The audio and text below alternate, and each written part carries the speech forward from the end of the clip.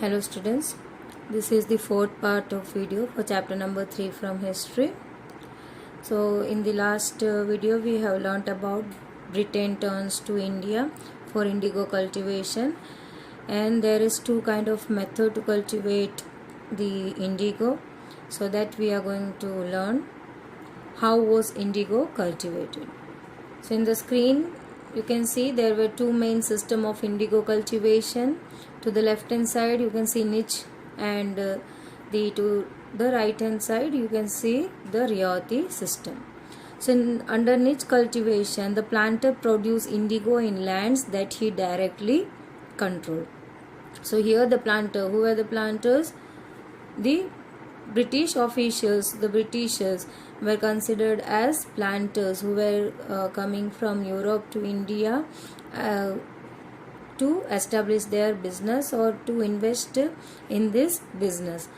So these planter produce indigo in lands that he directly controls. It doesn't mean planter is cultivating directly. They are hiring the peasants like that. So but the cultivation is directly under the control of planter. Land is being purchased or rented.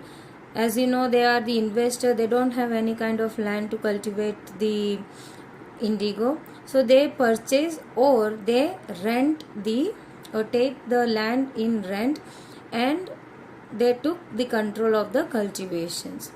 Production through directly employing hired laborers. As I said in the previous point, that they are hiring the laborer for the production. Now second type of cultivation is Rioti. Now contract based system of indigo cultivated, where the planters forced riots to work under an agreement also known as Satta. So here one kind of contract is being, or you can say agreement is being signed between Rioti and the planters. So this agreement is also known as Satta. Now to cultivate indigo in the 25% of the land. So whatever land the peasant is having, in that 25% of land has to be cultivated with indigo. So this agreement is signed between the Rioti and the planters. Land here, whose land it is, considered as peasants, because peasant is looking after, they have agreed, they have signed an agreement. So land is belonging to the peasant. Capital, the investment like seeds, the plow, bullock, whatever the thing is needed, the capital or the investment is provided by the planter. Now the problem with the niche cultivation. Indigo could be cultivated only on fertile land. That is only possible to cultivate on the fertile land. So fertile land is already densely populated. Most probably the population used to live in the the fertile land. So that kind of land, fertile land, is already densely populated. Now conflict and tension in acquisition of the land. Now the Britishers or the planters are facing problem, as they are not going to vacate the areas, they are not going to give their own fertile land to the planters. So these conflict and tensions acquire between the planter and as well as the peasant, because they are not ready to give their land. Laborer was not easy to mobilize, as they were busy with the rice cultivations. So if they are successful to get the land purchased or rented, what happened? For the indigo cultivation they also needed the laborer, as we have already read in the previous slide, like under the niche cultivation they are hiring the peasants. Now problem with the niche cultivation is, when the peasant or laborer is needed to work in the indigo field, in the same time meanwhile they were already engaged in the rice cultivation in their own land. So how the peasant or the laborer are going to work in both the land. So that was the great tension or the problem faced by the planters, because they were not able to engage them in the indigo cultivation because they were busy with the rice cultivation in their own land. Requirement to the labor to operate, they need to operate the needed or required labor. That was a great problem faced by the planters. Usually requirement comes when the peasants were busy with the rice cultivation. The same point as I have repeated. Plows and bullocks were required in large quantity in the niche cultivation. Now, what was the other problem? That under the niche cultivation, they need plows and bullocks. They have to till the land. Bullock is also needed to sow the seed, everything. So, both are needed. Here, one example is given in your textbook. 1 bighah of indigo cultivation required 2 plows. It means 1000 bighas need the 2000 plows. So you can see the requirement of equipment while cultivating. The shortage of equipment, that also was a great problem faced by the planters. Purchase and maintenance of plows and bullock was not so simple. Now planters already are investing in the land. They are purchasing or they are giving rent for the land. If they are again going to purchase the plow and bullock, and then further they have to maintain that, so that is not a simple thing. So what was the solution? When the peasant is coming with them, they can bring their own plows and the bullocks. So supplies from peasant was also a problem since their plows and bullocks were busy on their rice field. So what was the solution? They thought that peasant will bring their plow and bullock along with them. But again, the problem was there that the peasant needed the same plows and bullocks in their field also, because the rice cultivations they are already doing. So to do that, they need the same thing in their field also. So how these equipment are going to work in the indigo cultivated land? So both the problem, peasants, plows and bullocks are not available on time when the indigo cultivation is going on. Till the late 19th century, planters were reluctant to expand the area under niche cultivation. So they opposed. Late 19th century, they were just at that point of time they were working for them, but in late 19th century they refused to expand the area under the niche cultivation. Less than 25% of land producing indigo was under this system. So slowly and steadily they rejected the ideas. The rest was under an alternative mode of cultivation, the Rioti system. So they had to find a solution, the peasant and the planters. So what was the solution? That was the next mode of cultivation or new system that was called as the Rioti system. Transportation of indigo was another issue. To transfer it from one place to another, that was the another issue what was being faced by the planters. So we are going to learn the second mode of cultivation, that is Rioti cultivation. Indigo on the land of riots. In the Rioti system, planters were forced to sign a contract and agreement, that is also known as satta, and take cash in advance. So that we have learned in the first slide, that they are signing an agreement also known as satta. Now these Rioti were forced by the planters to sign it and to take the advances, like to purchase seed or to purchase plows, like for everything they have to take the advances, cash advance. At times they pressurized the village headmen to sign contract on behalf of the riots. So headmen were also pressurized to sign this agreement.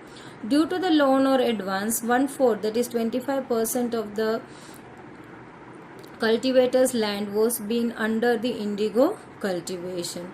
So whatever advance or loan they have taken. So according to that and to the agreement, their 1/4, it means 25% of land is under indigo cultivation. The planters provided seeds and drill, and cultivator prepared the soil, sowed the seed and looked after the crops. So planters are providing what? Seeds, drill, and cultivator has to prepare the soil for sowing the seed, and later on they are looking after the crop. The price the cultivator got for the indigo they produced was very low, and the cycle of the loan never ended. As they have taken the advance loan,